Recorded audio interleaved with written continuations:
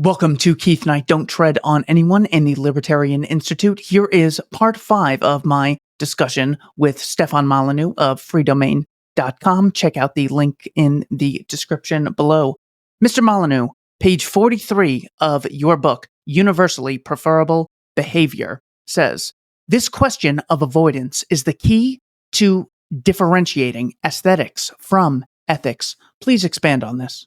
Well, I think it's completely self-contained, self-referential, and there's absolutely nothing. I can repeat it in the Latin. That's the best I can do. So this is my book on secular ethics, which is the great challenge of trying to find a way to establish morality without either the commandments of a deity or the coercion of the state, right? Because if we can't find out what morality is without an appeal to authority, either the authority of a god or the power of a state, it's pretty hard to become a free society. So this question of avoidance is really, really important. I'm going to just read the little bit that is to do with that, and we'll talk about it in more detail. So I write, if you and I are both standing at the top of a cliff, and I turn to you and say, stand in front of me so I can push you off the cliff, what would your response be? Well, if you do voluntarily stand in front of me and I then push you off the cliff, this would more likely be considered a form of suicide on your part rather than murder on my part. The reason for this is that you can very easily avoid being pushed off the cliff simply by refusing to stand in front of me. And a somewhat coarse phrase came into my mind with regards to, for purely professional and philosophical reasons, I both read and watched the movie 50 Shades of Grey. And in 50 Shades of Grey, there's a man who beats a woman, but she agrees to do it, apparently because he has abs, a helicopter, and can play the piano. I really lost some of the details about all of this. And so, and they have these, weirdly sexy contracts. They sit across from the table. Am I allowed to do this? What's our safe word? And so I was thinking, big contracts, tiny boobs. And so she's not a victim if a man just beats up a woman who doesn't consent and it's not part of her kink or whatever. Then he's not initiating the use of force any more than a boxer who beats up another boxer is guilty of assault because they're both in the ring and they know what it's there for. So if you agree to something, I don't know if you've ever watched or played hockey, but there's an old joke in Canada that I went to a fight and a hockey game broke out, right? Because it's so central to the game to have all of this fighting. So you accept that you're going to get face mashed up against the plexiglass from time to time. Same thing with rugby, other kinds of things, right? Or the same thing that if you're playing doubles tennis, sometimes when the serve comes fast, it hits you in the back of the head because you're kind of diagonal to the serving path. So if you voluntarily choose to participate in something, it cannot be said to be inflicted upon you. And so people who are into BDSM or some sort of weird hot wax on the nipples kind of kink, well, it's not assault because they're agreeing to it. So then, I think that's fairly clear. So then I said in the book, similarly, if I meet you in a bar and I say, I want you to come back to my place so I can tie you to the bed and starve you to death, if you do, in fact, come back to my place, it is with the reasonable knowledge that your longevity will not be enhanced by your decision. On the other hand, if I or someone slips a date rape drug into your drink and you wake up tied to my bed, it's clear that there's little you could have done to avoid the situation. So the difference between ethics and aesthetics is this question of avoidance. So you and I have had a date to meet up and talk. One of us could have not shown up, but we're not inflicting that coercively on the other. And so this question of avoidance, this is the question of politeness or aesthetics versus morality or good and evil. So if when I was a kid, be on time is important. And being on time is a positive attribute. It's being polite. It's being thoughtful of the other person, being considerate and so on. And it is a kind of virtue, but it's not the same virtue as don't rape people, don't murder people, don't steal from people or assault them. It's a different kind of thing. So if somebody is consistently late, you can simply choose to stop meeting with that person. Your participation in their lateness is voluntary. They're not enforcing it on you. They're not inflicting it on you. They're not kidnapping you or holding a gun to your head or threatening you or defrauding you. I guess you could say, well, they said they'd be there on 7, but, things happen and people make mistakes, and some people are just chronically late. Lord knows I've been in that situation once or twice in my life. So this question of avoidability is really key to the question of ethics, because I needed to find a way to differentiate commonly accepted aesthetic, politeness, and moral standards. I'm a big one for something that Aristotle said, of course, thousands of years ago. He said, I don't care what your system of ethics is, but if it can be used to prove that murder is good, then there's something wrong with it. Like, we have these instincts, and we know that it's rude to be late, but you can't shoot someone for being late, right? Because there's a different situation there. If somebody's running at you with a chainsaw saying they're going to cut your head off, yes, you can shoot them, but you can't shoot them for being late. You can't shoot them for being rude. You can't shoot them for insulting you. You can't shoot them for calling you fat. You can't shoot them for all the kinds of abrasiveness that can happen in life. But you can shoot them if they're about to kill you or give you grievous bodily harm, I think is the legal phrase. So I had to have a way of explaining these moral instincts that we have, because moral instincts, they just can't be overturned by reason and evidence, right? Because we have these gut senses and we need to find a way to validate them. Like if I defined love as revulsion towards someone, I mean, that would just be an inversion. So trying to find a way to differentiate aesthetics, which is nice behavior, from ethics, which is required behavior. It's nice to be on time. It's nice to be diplomatic and polite. It's more than not nice to try and choke someone to death, right? So I really, really wanted to work with those moral instincts. And the good thing about guiding myself by that is that at least in the personal sphere, universally preferable behavior doesn't overturn anything we already know to be true. It validates property rights, and it shows why the big four of evil doing, are all immoral, which is rape, theft, assault, and murder. And so if it validates property rights, it validates bodily sanctity, and it justifies self-defense, and it shows why you can't shoot someone just for being rude or late or inconsiderate, well, that's a pretty good job, if I do say so. I pat myself on the back, but I don't want to dislodge my microphone. Like, that's a pretty good job. I've dotted all of the I's, I've crossed all of the T's, I've validated our personal or a sense of morality that occurs in the private sphere. The radical part about UPB is the universal part, which we talked about at some point in the past.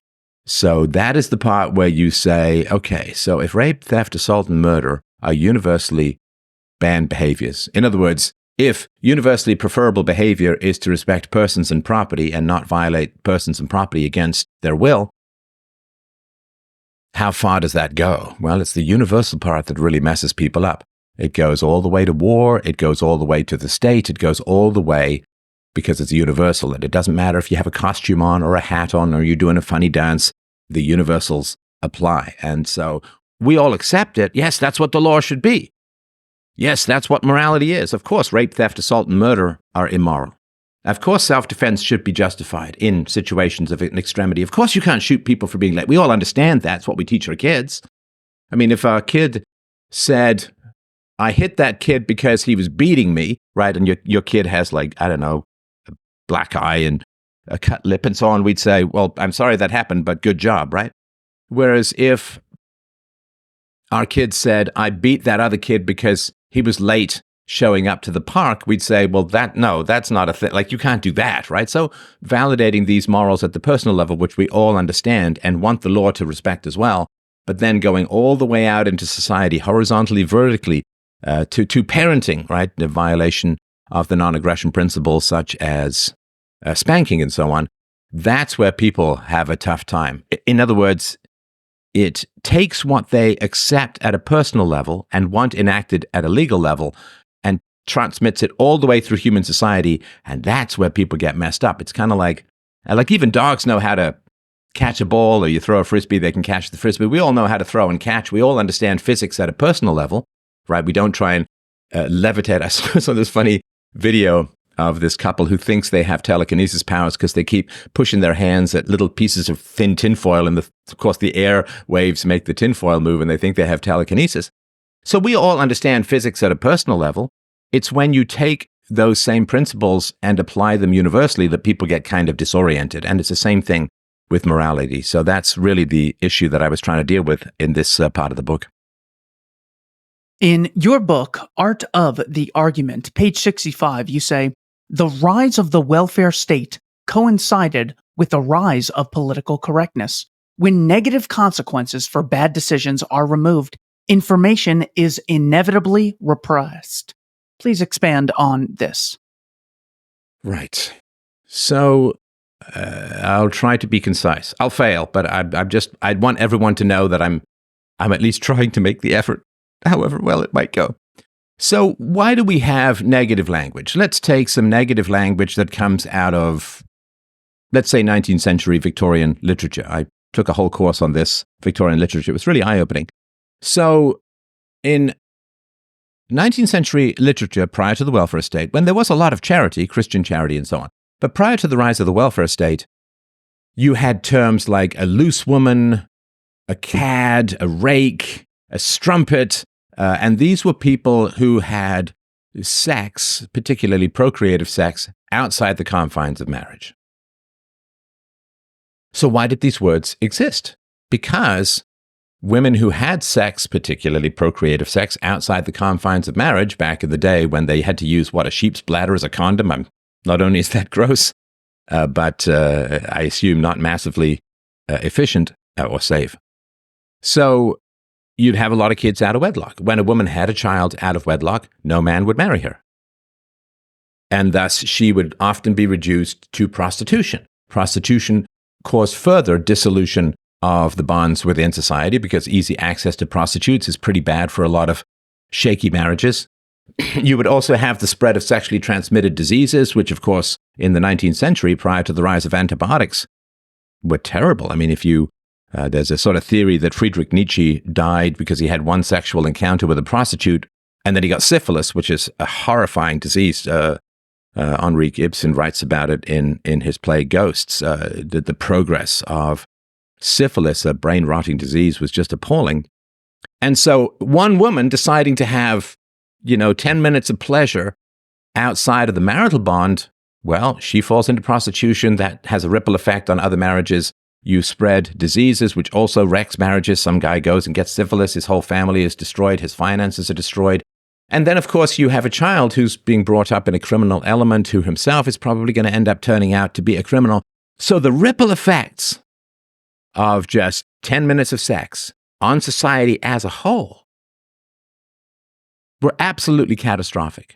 And so you had, which would be at the time, some very strong language to both shame women for having sex outside of marriage and shame men for pursuing sex outside of marriage. And of course, there are endless novels written in both the 18th and the 19th century, really designed to help women figure out which man wants to marry them and which man just wants to sleep with them and abandon them. And so the rake literature, the cad literature, the harlot, the strumpet, and so on was all very, very clear because the negative consequences of single motherhood were so destructive and so corrosive to society as a whole that you had to use some pretty strong language to prevent people from doing this. And there had to be a kind of cold-hearted, in a way, fairly relentless punishment of people who stepped out of line in order to prevent other people from stepping out of line. Like there was a poster, I actually had it as my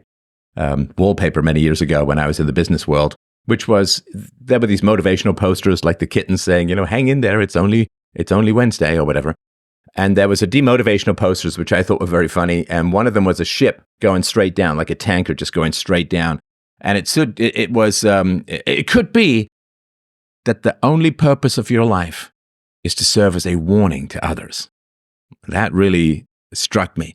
And so when people make bad decisions and there are bad outcomes, the temptation on the male part is to say, that's why you don't do this stuff. The temptation on the female part is a little bit like, well, she made a mistake. Should she suffer forever? We've got to help her. That kind of stuff, which is why when women get political power, you get the welfare state, as we've sort of talked about before.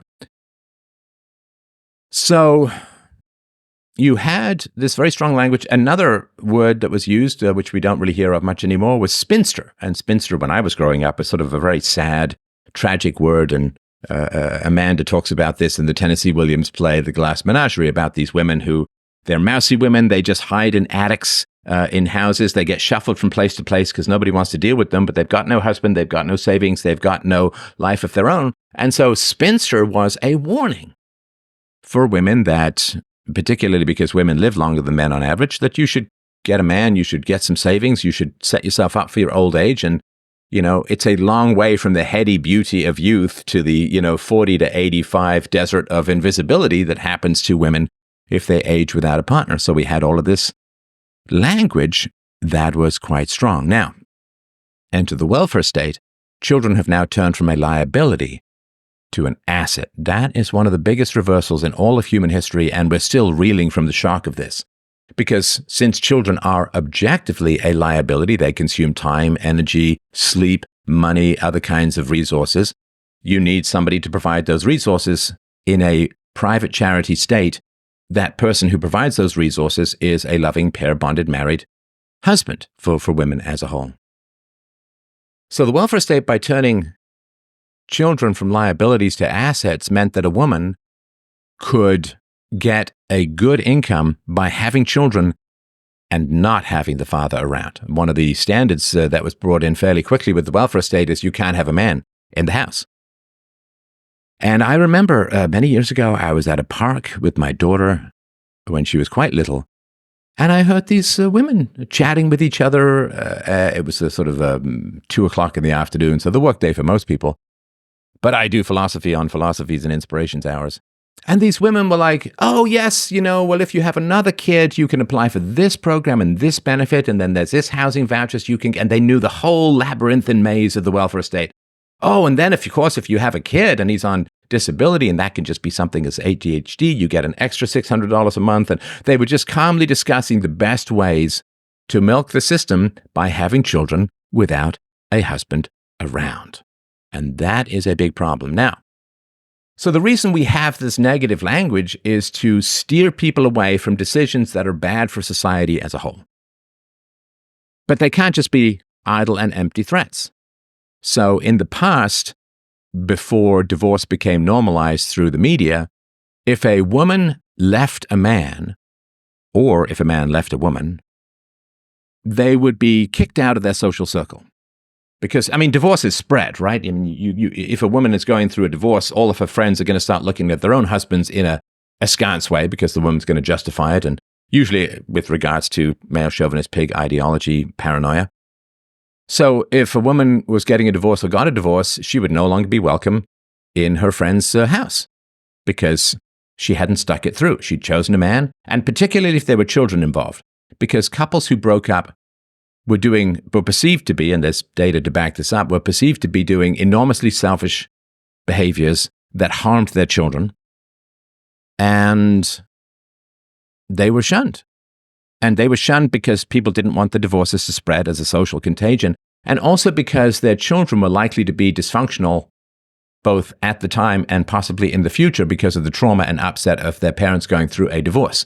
So you wouldn't necessarily want your kids playing with a kid who was going through some horrendous, stressful divorce from his parents because there may be aggression or dysfunction involved in that. So there were and so people stuck together because there were hugely negative consequences for breaking up. And of course, in the States prior to the 1940s, the children went with the husband, went with the father, and the mother basically got nothing, so there was a big incentive to stay together. Now, did that mean some people stayed in abusive relationships? Well, sure. And is that good? No, that's really not good. But what's the alternative? You have a massive, ugly, brutal divorce. Kids get kicked out of their social circles. The parents can't socialize. There's a huge amount of trauma to the kids. All you're doing is shifting the abuse from parents who chose each other to children who didn't choose the situation at all, and that scarcely seems fair. So political correctness then came about because, in part, this is sort of one of the major factors.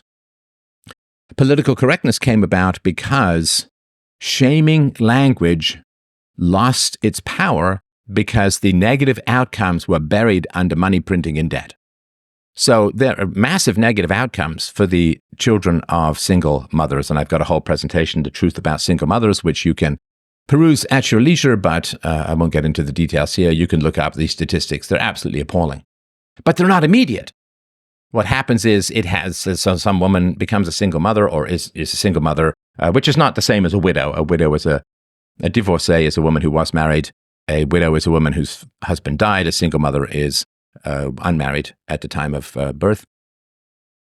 So the negative effects of children who grew up in single mother households, from female promiscuity to male aggression, are legion, but they're diffused and they only happen later, right? The seen versus the unseen, one of the basic principles of economics.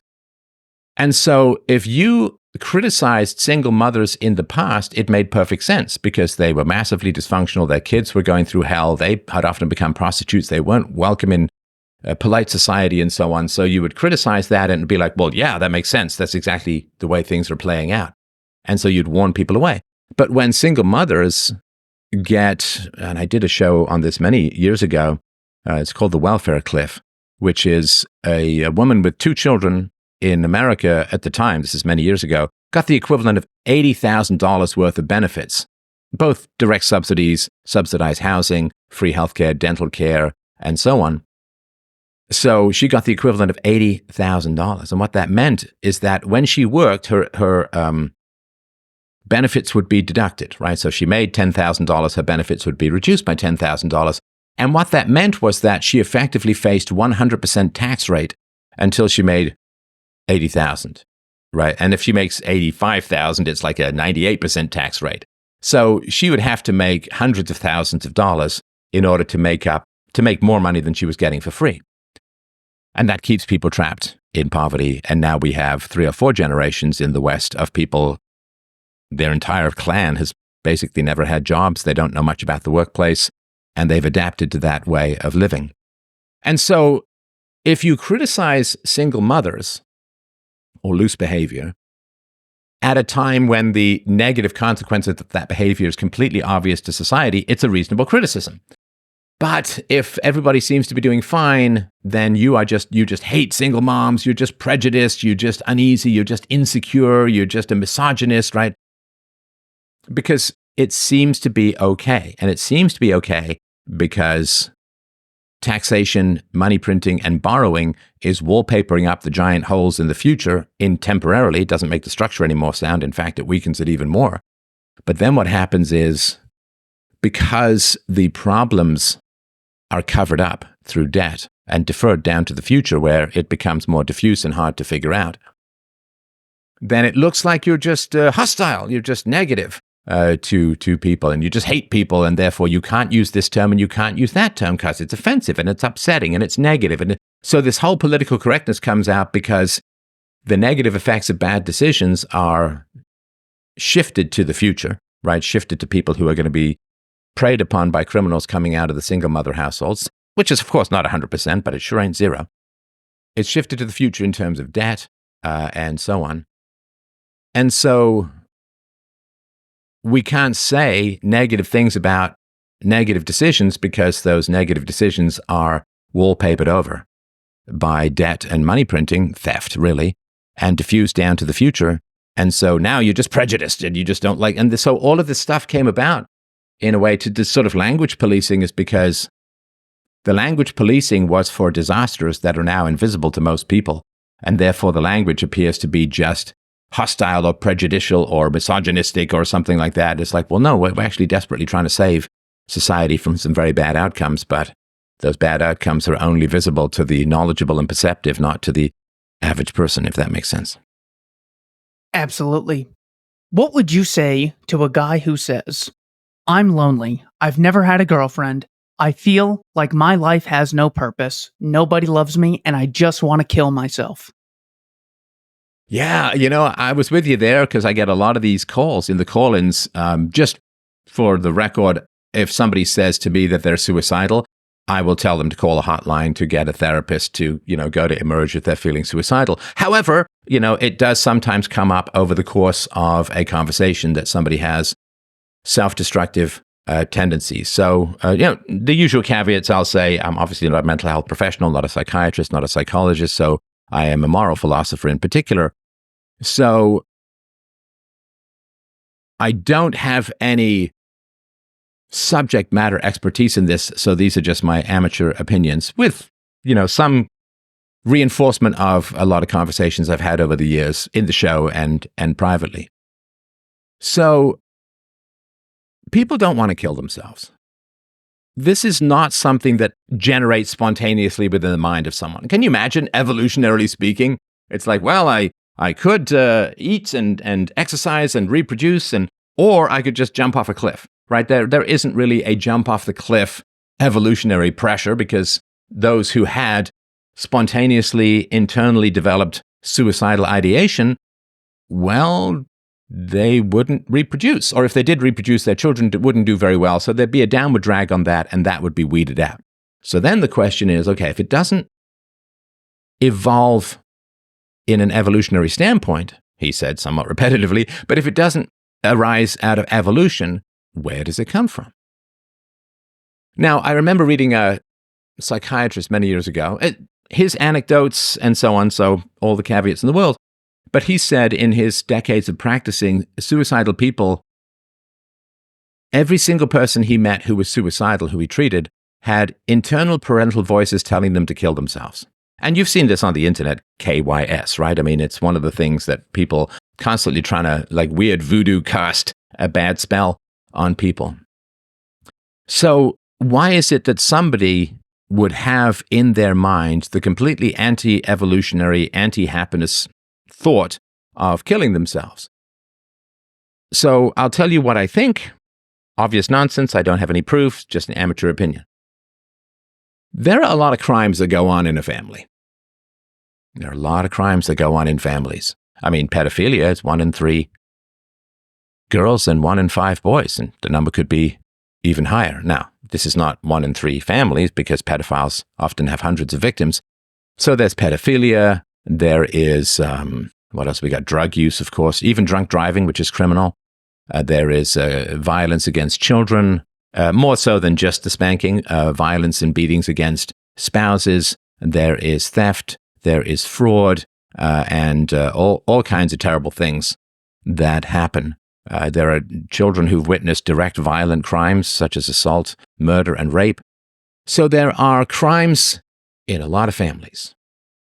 Now, if we look at the criminal paradigm, let's say that you are unfortunate enough to witness a crime by an organized crime gang, so the mafia or something like that, and they know that you've seen it, right? They know that you are a witness to a crime. So what do? Well, if you are the witness to, it could be any criminal, but organized crime is the one we'd probably be most familiar with. If you're witness to a crime, the perpetrator will threaten you that if you go to the police, he'll kill you. And your family and whatever, right? So if you witness a crime, you are threatened with death should you talk. So if we look at the fact that there are a substantial number of crimes occurring within families, and the children are the witnesses to those crimes, and often, of course, the victims, what are they told? They're told, if you talk, what do they say? I've heard this from a number of people, right? So what are the criminal perpetrators of these crimes, if they're parents? It could be other people in the family. We just talk about parents for now. What do they say to the children? They say, well, if you talk, you're dead. If you talk, you're going to get taken away and put into foster care, which for a child is the equivalent of death in terms of like their stability and sense of survival and so on and safety. So there is, or, if you talk, daddy or mommy's going to go to jail, and then what, right? And then the child feels that there's no protection, there's no security, there's no safety. So there are a lot of threats made against children by criminals within a family structure. It could be elsewhere, right? But most commonly it would be within the family structure. That doesn't always mean parents. It could be extended family, cousins, uncles, aunts, grandparents. But, we sort of understand we don't have to go through all the radiating levels of genetic proximity.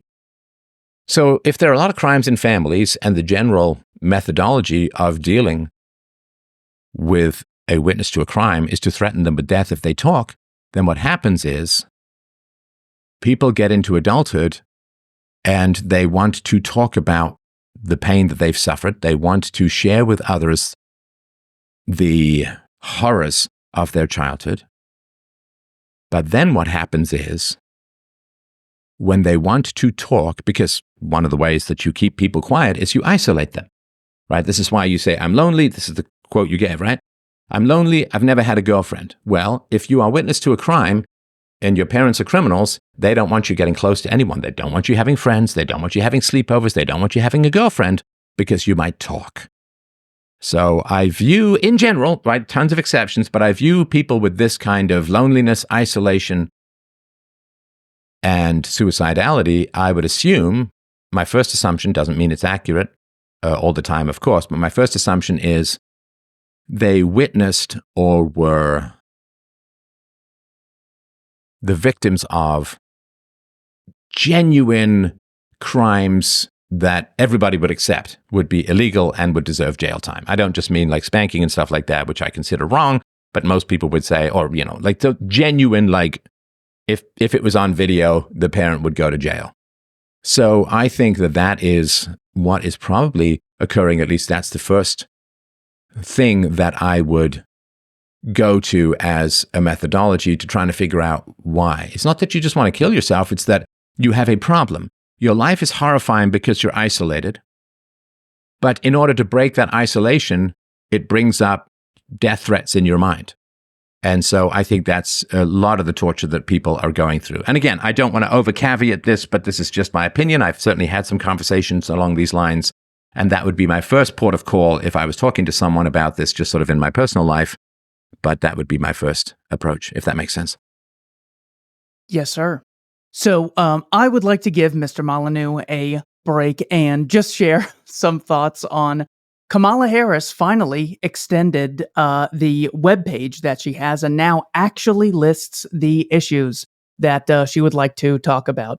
Now, I'm not going to get into the specifics, but here are the major takeaways to save the audience some time.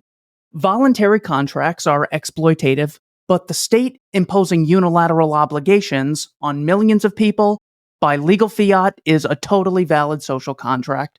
Forced cotton picking is inherently immoral, but forced military conscription for Vladimir Zelensky is totally good. We want to empower the working class, but school choice should be illegal. You might owe reparations for something you never engaged in, but violent criminals today are really just victims of past injustice.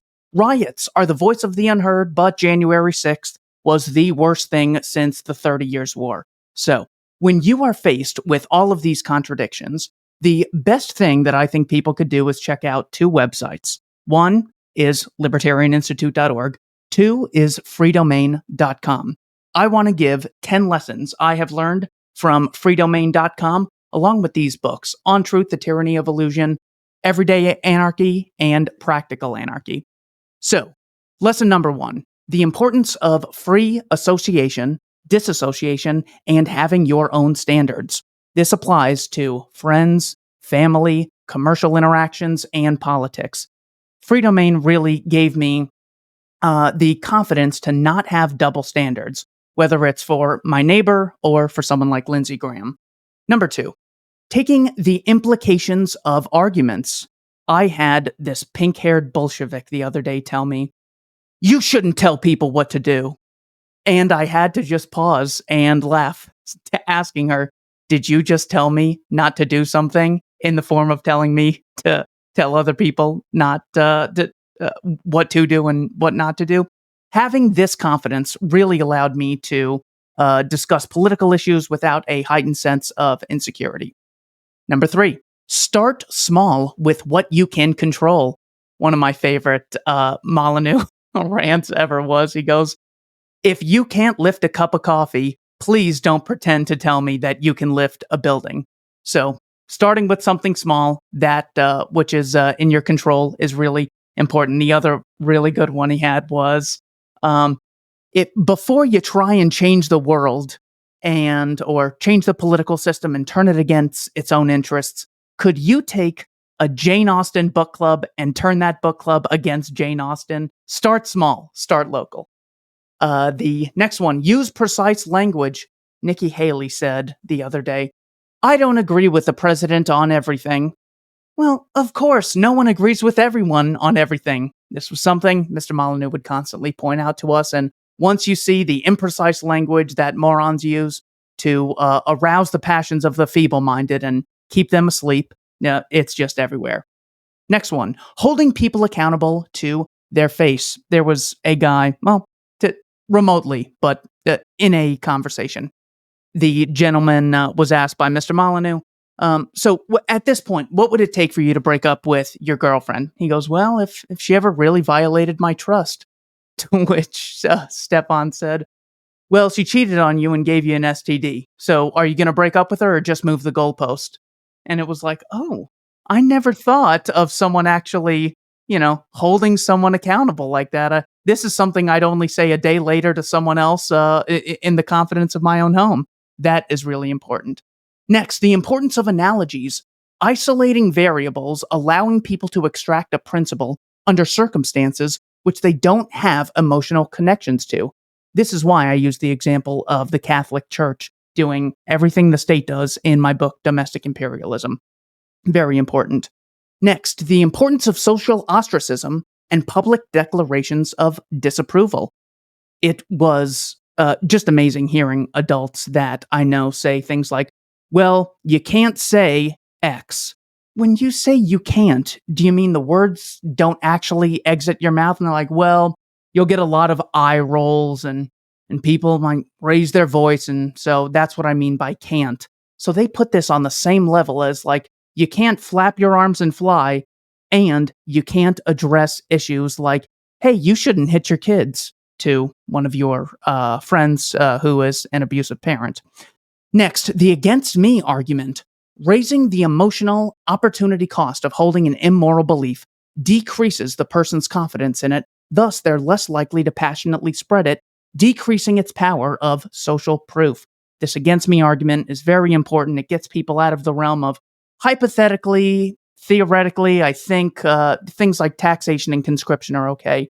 Asking people, you want me to be enslaved, forced labor, to go to Ukraine, to keep Zelensky on the throne. That's what you think should happen, and I should be caged for not doing this? If I like Yanukovych more, that's what should happen to me? You're advocating that? Very powerful stuff. Next, selective anger as a litmus test. Growing up, I thought there were two types of people who got angry and people who didn't. Freedomain.com really taught me that there was actually a standard that you should have for things that should make you angry and things that you should first talk through or just constantly remain calm on. So the ability to properly discriminate a good time for when anger should be used. Because if you use it all the time, it's like inflation. If you print a ton of it, then it's worthless. If you're always angry, then you never know what's really important. Finally, I had to choose one of my favorite quotes. This one might be the best. Death is coming either way. Living small ain't gonna save you from death. It just makes every day a little more like dying. That is a number of lessons I've learned as a student of Mr. Molyneux for these years. Been waiting maybe 6 years or so to tell him that. So I thought today would be a good day. Next question for Mr. Molyneux. We're running low on time, so I just want to keep going. You have the ability to send every person on Earth a free copy of one book. Which book would you choose and why? Well, first of all, I appreciate you summing up so beautifully a lot of great lessons. Thank you. That's very, very kind. So obviously it's going to be one of my books, because if I thought there was another better book, I wouldn't have written stuff. So I was like, it should be UPB, Universally Preferable Behavior, A Rational Proof of Secular Ethics. But instead, I ended up settling on my book, Real-Time Relationships, The Logic of Love. Because real-time relationships is about how to be honest and direct and clear in relationships in real time, right? So if you get angry with someone, you don't say, well, you're just an a-hole and you just did bad things and you're just terrible. And right, you say, I feel angry at you.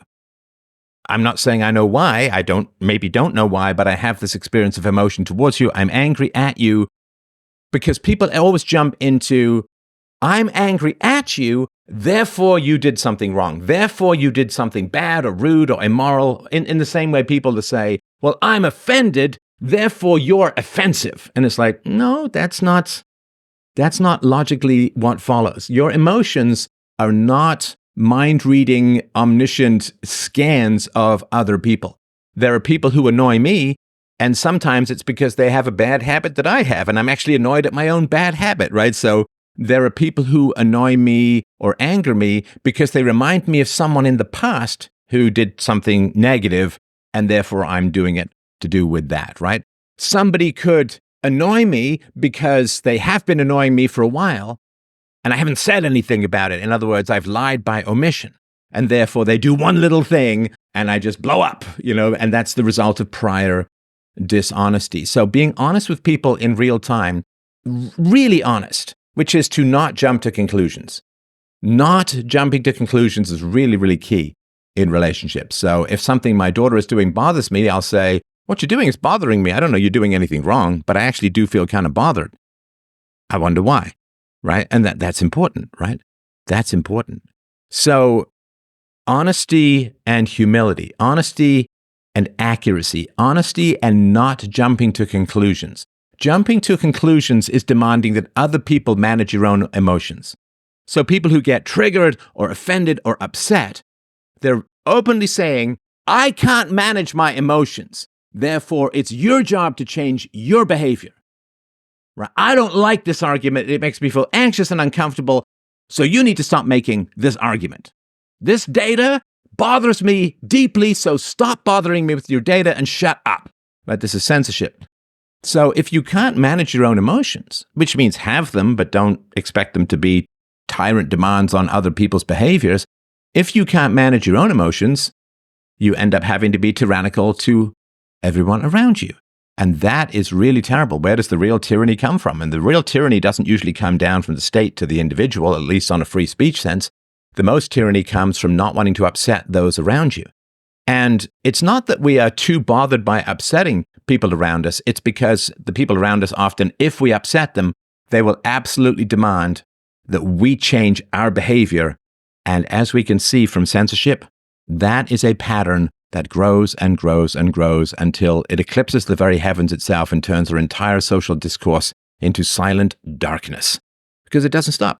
If somebody says, well, it bothers me when you make this argument, so you better stop making this argument. You're like, okay, I'll stop making this argument. You've weakened them. You haven't strengthened them. You haven't taught them anything about how to deal with their own emotions. All you've done is you've taught them that if anybody makes them uncomfortable, it's not their job to deal with their own discomfort. It's the other person's job to change their behavior. It's never going to end. It always, always, always escalates. Because people who don't have power over themselves desperately want power over others. And the more they get to exercise power over others, the more their lust for power increases. Like, power is an addiction. It's not like food, it's like bulimia, right? It's not like exercise, it's like anorexia. And there is no particular limit to an addiction other than death, absolutely hitting bottom, or having some kind of self-knowledge journey where you get to the root of the issue. So I would say to people, real-time relationships tells you how to be honest with your own thoughts and feelings, how to genuinely connect with other people without being aggressive towards them. And in this way, you lose the desire to control other people because you actually have management over yourself. So you know how it works in relationships. We can go a little bit over. I know I'm talking a lot, but you know how it works in relationships. You know, the wife says to the husband, oh, well, why don't you ever put away the dishes from the dishwasher, right? And she gets really, really angry. We know it's not about the dishwasher, but she's pretending that it is. And the level of emotional upset is way too high because of the dishwasher. And so they end up arguing about the dishwasher. She has to escalate to hide the fact that it's crazy to argue this much about the dishwasher. And they end up arguing about something that's not the real issue. What is the real issue? I mean, it could be any number of things, but it ain't the dishwasher. So Real-Time Relationships is a book that, again, it's free at freedomain.com/books. Real-Time Relationships will teach you how to be honest. When I open the dishwasher and the dishes are full, it bothers me. I'm angry at you. And then everyone normally interprets I'm angry at you as I did something wrong or you're being irrationally angry at me. Right? So you either apologize, which doesn't solve the problem because it's not about the dishwasher, or you get mad back because it's like, oh, come on, I did this. I mowed the lawn yesterday and you didn't do this the other day, right? I mean, you've probably seen these videos of a woman complaining about a man's clutter somewhere in the house, and then he goes up to the sink where there's like 6 million voodoo bottles of eternal youth and so on. So just to get people to talk about the actual issues. I'm upset. You did this and then I got upset. Not even I'm upset with you. You did this and it bothered me. You did this and I felt angry. You did this and I got anxious. I don't know why. And then you can explore it together without blame, without attack, and you can actually build that bond, because that's where trust is. Trust exists where you're not blamed for other people's moods. Maybe you just need a Snickers bar. I don't know. It could be any number of things. So I think when you have honesty in that kind of relationship, and this is particularly true parents to children, when you have honesty in your relationships and you lose the thirst to control, dominate, bully, and blame others for your emotional states, then you begin to undo the sort of tightly wound escalating tyranny that goes on in people's hearts when they blame other people for what they themselves feel and believe genuinely that the best way to manage their own feelings is to order other people around like the Wehrmacht. And that's just escalating tyranny, which happens at a personal level, and then people accept it more at a social and political level. That is such a great lesson. Initiating humility. This is bothering me. I don't know why. Can we talk about it? Versus you're wrong and I'm right. That is you're the reason I feel this way. You have to change your behavior because what you're doing is upsetting and offensive to me. And it's like, whoa, I thought we were supposed to be in love. Why are you blaming me for feeling bad? Next topic. People who advocate the government coercively running every aspect of everyone's life will frequently tell me, it's wrong to just walk up to people and tell them about the keto diet or the non-aggression principle. Why do you think so many people blatantly hold this specific contradiction? It's good for authorities to have violently imposed standards, and they shame other people for having voluntary standards. Well, I think it's related to the thing we talked about before. So if you go up to talk to people about the keto diet, then they assume that you're calling them fat. They get upset, they call you rude, and maybe they do eat badly, maybe they don't exercise, maybe they are overweight, but they don't want to feel bad about it, and so you are making them feel bad, so they have to tell you to stop doing that. If you talk about the non-aggression principle, most parents, 80%, 90%, depends on the ethnicity, 70 to 90% of parents hit their children. So when you start talking about the non-aggression principle, you know, there's this very uneasy relationship in people's minds, most people's minds, between their own conscience and an external truth. Because the conscience is buried down by lies, justifications, propaganda. This is how you have to raise kids. They turn into brats if you don't hit them or whatever, right? So the conscience gets buried, but the conscience is like a little gopher. It's always sticking its head up and sniffing the wind and looking for other gophers. Is there anything out there that I can use to gain some authority back in the mind? So the number of people who are floating around or storming around, stomping around with a bad conscience can scarcely be overestimated. And so when you start talking about the keto diet, people who've been neglecting their health, their conscience is like, oh, wait, somebody's helping? Oh my gosh, can I get, is somebody out there? Can I get an amen? Is somebody out there talking about this? Maybe I can get some traction. And they're like, uh-oh, conscience rising, shut up, right? And the non-aggression principle, well, people have been abusive in their relationships. They've yelled and called each other, you know, like one of the things when couples call me and they've got problems with their marriage, I'm like, well, what words have you used against each other? And some of the words are pretty horrific, right? So people have been really aggressive. They've hit their children. They've bullied their employees. They've bullied people around them. They've called people terrible names, maybe even their children as well. So when you start talking about the non-aggression principle, their conscience is like, whoa, hey, there's a way out of this rubble that I've been buried under, this rubble of justifications and habits and history. I could get up. There's somebody out there talking about it. And their conscience begins to rise into them because it senses an external ally, which they can join hands with to rescue the personality from evil. And so what happens is when you start talking about truth, virtue, better behavior, any kind of thing, the same thing happens when I talk about universally preferable behavior. Universally preferable behavior is just another name for the conscience. And people's relationship to my theory of ethics is always their relationship to their own conscience. And so people have terrible things they've done.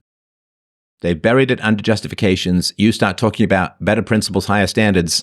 The conscience gets roused and they freak out. it feels like an assault.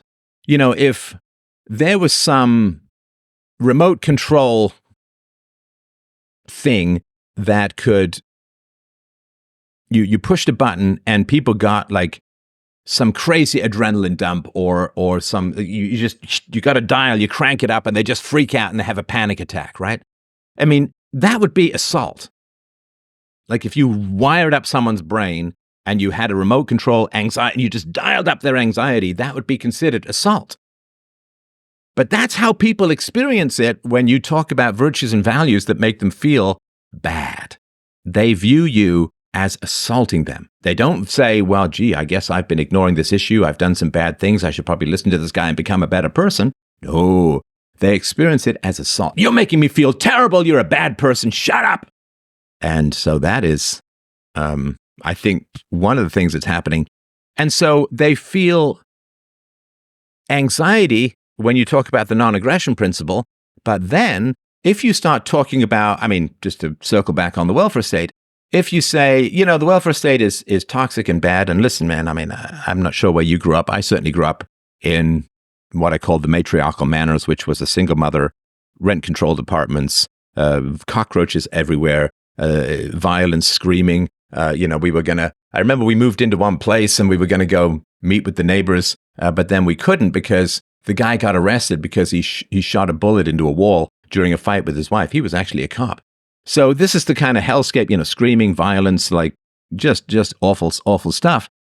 And this is all the welfare state. Now, I'm not saying it's 100% of their behavior is defined by the welfare state, but there are a lot of people who were on, quote, disability while still able to move their own furniture.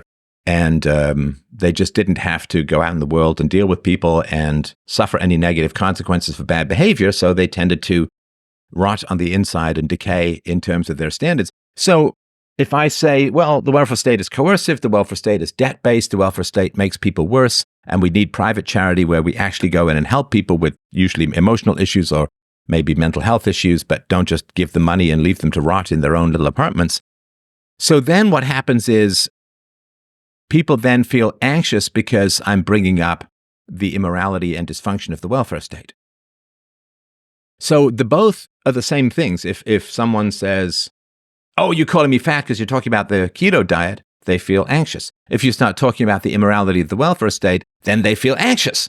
And so it's the both, I think both the principles are following the same pattern, is that if you start talking about, you know, less government coercion, less government control, voluntary charity and private education and so on, then people get really anxious. And, you know, now I understand it. Like now we're in a situation where the welfare state has gone on for so long that it's really, really hard, you know, outside of some massive extremity like some crazy military thing, it's really hard to think how the welfare state can be wound down without a lot of rioting or violence. So people just, we can't talk about the welfare state. And they may know people on the welfare state. They may themselves be on the welfare state, and so on. Or if you start talking about, you know, Social Security, I mean, people are taking out way more than they ever paid in. And that's literally stealing from the younger generation. They're like eternal boomer vampires who are on the jugular of the younger generation. The younger generation can't get their start because of all of this money going to the elderly. And then people are like, oh, but if, let's say that there's some diminishment in benefits for old age pensions because we can't afford them. And then people are like, oh, that might mean that my mom comes and live with me. And so they feel anxious about that. So people are just managing their own anxieties by having people not say things. And language is just, for a lot of people, it's just dial up, feels like assault. And so people freak out because of that stuff. And I think that's the general pattern that we see, this sort of triggered thing. Definitely. I love the line by Antonin Scalia. I think he said, the welfare state has created donors without love and recipients without gratitude. I once found out that this guy who would never tell me what he does for a living, turns out he was a welfare recipient, making quite a bit of money. I said, you know, every day in the private sector, I'm thanked for the little bit of money I give, even to Starbucks, Planet Fitness, any of these places. I've never been thanked by a welfare recipient for all the taxes I've paid. I go, would you like to thank me? Oh, I've never seen him so angry. It is just unbelievable. Talk about burying something deep within your conscience and flipping out when the slightest thing. Speaking of why people, I'm sorry, did you want to comment No, on no, that? go ahead. I think you made the point. Okay. Why are so many people, myself included, so terrified of the smallest amount of disapproval? As I said earlier, I was talking to grown adults who were saying, you can't say X, insert something that was on their mind that they wanted to get off their chest that they thought would be met with some social disapproval by either maybe customers or bosses, but even just at a dinner party. Why are so many people so terrified of the smallest amount of disapproval? I think there's an evolutionary reason behind this. And this is not an answer in terms of a moral sense, but my question is always, why is it this way? Like, why is it that boys in particular who are beaten grow up to be violent? There's nothing in physics that says this, right? So there has to be some evolutionary adaptation. So we are a social species. We are a tribal species. We can't survive on our own. I mean, there are lots of creatures out there. They just get together to mate. They go off on their way. A lot of the big cats are kind of like that. But we are social, tribal animals. And that's why we have got these giant brains, is because we have this sort of, we outsource a lot of our survival to others. So because our children develop so slowly, they need a huge amount of resources and pair bonding and commitment and time. And what that means is that people have to care about us. They have to approve of us. Our tribe has to approve of us. If our tribe does not approve of us, a couple of things are going to happen. We might get ostracized, in which case we're banished from the tribe and our genes don't reproduce and we die alone in the wilderness at some point. Or maybe we stay in the tribe, but the women won't mate with us, right? Which is why there tends to be a bit of a hive mind among women about bad things, and the withholding of sex is very powerful, and it is, because that is genetic death.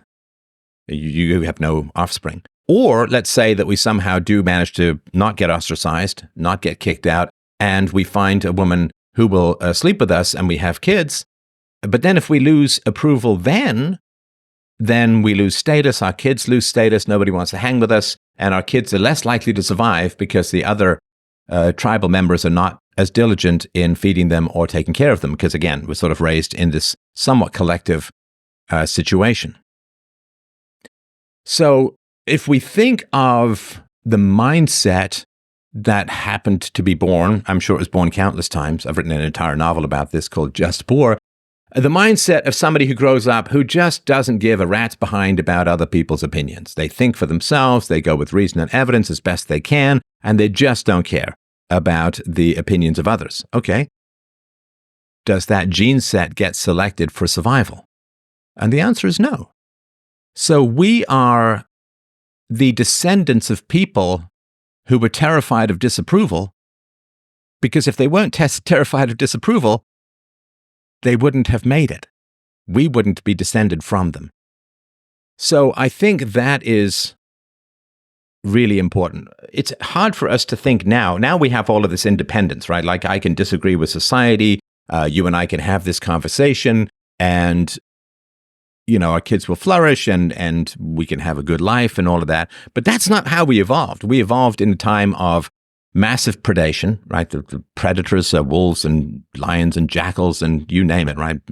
There were predators everywhere, and food was scarce, and disease was rampant. And if you were starving and you got sick, your body might not have the energy to fight off the infection and so on. And so survival was like razor thin. Back in the day of the last ice age, humanity was down to like 10,000 people. I mean, that's a small town. That's all that were. So survival was like a razor edge margin, and anything that got you over that line was hugely positively selected for. And the tribe, the women, the men, the elders, the witch doctors, they just did not like people who were immune to disapproval, because you couldn't get people in line and their kids would not survive. So we've evolved this way, which doesn't make as much sense now, because we can be independent, we can go against social approval, we can disregard to some degree the opinions of others, and we can do well. But throughout most of human history, and certainly during the course of our evolution, that was not at all the case. You needed every tiny scrap of survivability and positive reproductive selection that you could get. So we've evolved that way because there was no other way for us to survive. And so now we have the challenge in that our environment is something where we can have more free thought and free speech, but our emotional apparatus was evolved to be uncomfortable with that. And that's a challenge I think that most free thinkers have had to face throughout human history. And we are in a situation now in the modern world where, I have an ancestor, William Molyneux, who's best friends with John Locke, the philosopher.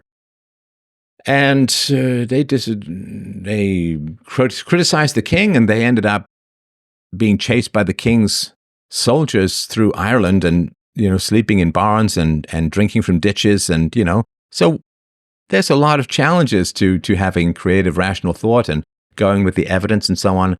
We are in a situation where it is more a matter of emotional management than actual physical danger. Like, we're not getting chased by the king's soldiers usually through the Irish countryside and having to lay down with the goats. So our emotional nature is developed for scarcity, where disapproval meant death, but we can actually do well in society by telling the truth, which goes against our emotional instincts, if that makes sense. Yes, sir. Thank you so much to everyone for watching Keith and I Don't Tread on Anyone. Please visit libertarianinstitute.org and freedomain.com. Mr. Molyneux, thank you so much for your time. Appreciate the conversation.